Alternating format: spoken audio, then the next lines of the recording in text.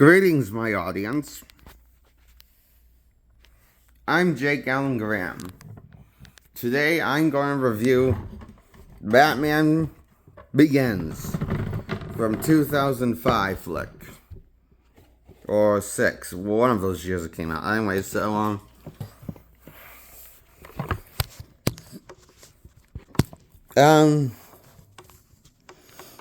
I'm going to go for spoiler territory, and so all the bullshit and crap is going to go the story stuff. It's not going to be every detail of the story. This is going to go for the story substance of the story, so some spoiler. And it's going to be in this video. But first, I'm going to give my final review, if in case, so that way you want to know my score, but don't want spoiler territory. So I'm just going to tell you that the verdict first, and then the story to explain what I didn't like and what I had liked and bullshit and stuff. I'm going to dissect through this film. Okay, I give Batman Begins a solid 7 points out of 10 points. It is 1 point above mediocre,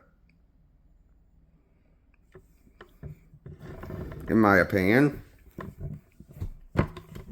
I say it's worth watching, but I'm not going to recommend the movie. I'm just saying it's worth giving a go to watch, and you won't regret it. It's not the best thing you could watch on your free time. You gotta watch better Batman movies, or a better movie like The Godfather 1. Or any Batman movie that's better than this.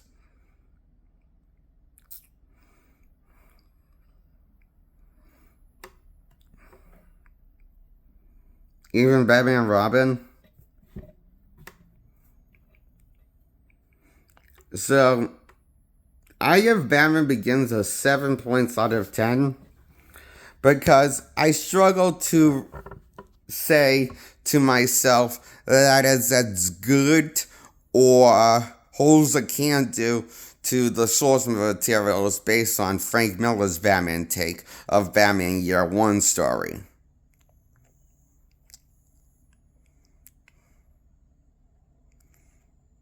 So I have trouble accepting that this is as good as Batman Year One story.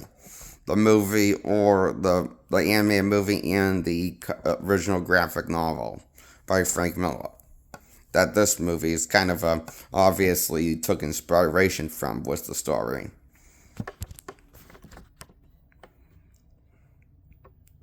With the story premise, but took in nullified a developed action unless bring it down to our grounded reality and take off all the goth theatricality elements of Batman world from Gotham. And bring it to real world logic, basically. Because everything has to be in real world logic. Why can't we just go for dark fantasy with Batman like the Burton films tried to do? With a solo Batman outing.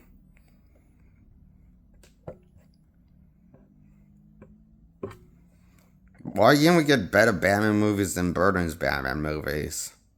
The closest thing we got is Robert Pattinson's. Sad. For a solo Batman movie. But still not as good as the Keaton Batman movies runs.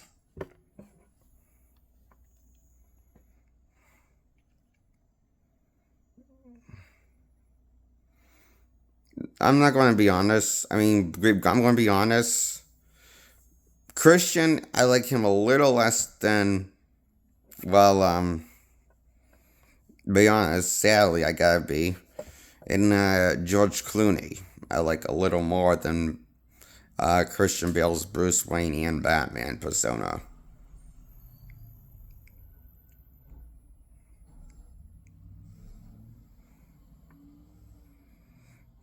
In this specific movie outing.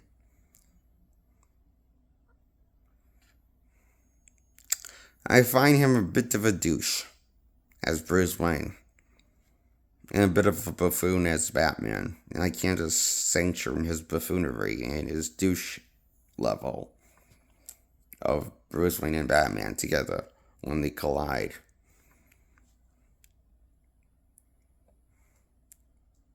He's an Inkaboo Batman. Not the cool one. Or a competent hero. But he's good in fighting combat. He's a real brawler, this one.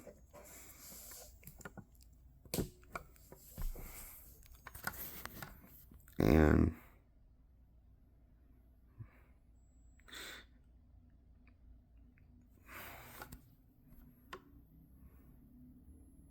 this isn't Christian Bale's better performed role. I thought he was much better in The Machinist or any role other than this, before and after Batman. For Begins. Outing.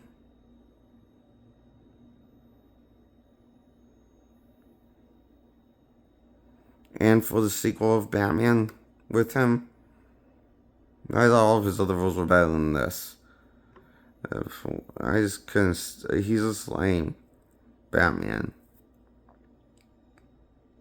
But the Scarecrow in this movie is cool. Race was cool. Probably Liam Neeson. Batman was lame though. The rest of the cast was cool though. Like Alfred Pennyworth reimagining and Lucius Fox by Morgan Freeman. Gary Oldman's Jim Gordon was the best of the movie part. And the best part of all the whole Dark Knight trilogy is Gary Oldman's Jim Gordon.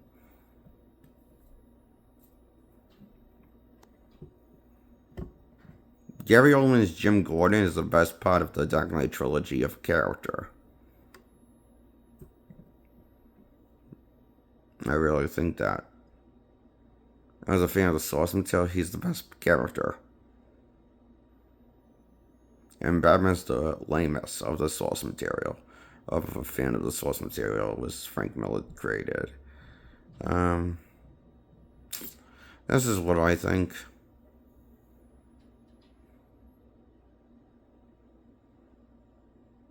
Anyway, I give this a 7 points out of 10 points. 1 point above mediocre.